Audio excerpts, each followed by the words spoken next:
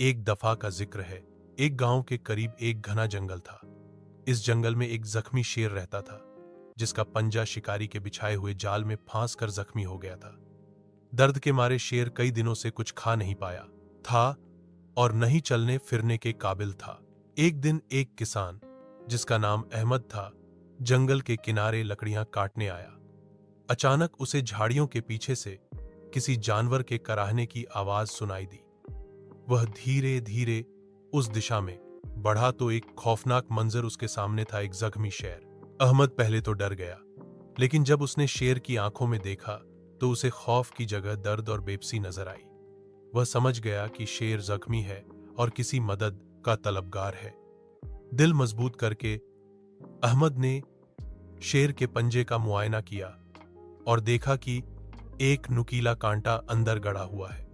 अहमद ने आहिस्ता से कांटा निकाला, जख्म को साफ किया और कुछ जड़ी बूटियों से मरहम तैयार करके लगाई।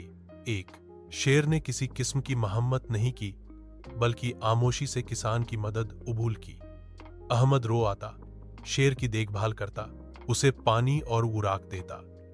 चंद दिनों बाद शेर का खम ठीक हो गया और वो वापस जंगल में अपनी खन दगी गुजारने लगा। कई साल गुजर गए।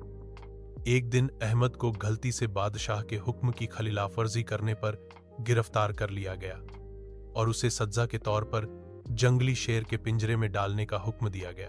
जब अहमद को कैद खाने से निकालकर शेर के पिंजरे में डाला गया तो सब लोग यह मंजर देखने के लिए जमा हो गए। पिंजरे का दरवाजा खुला और शेर दहाड़ता हुआ बाहर आया, लेकिन ज्यों ही उसने अहमद को देखा, उसकी आंखों में एक चमक आ गई।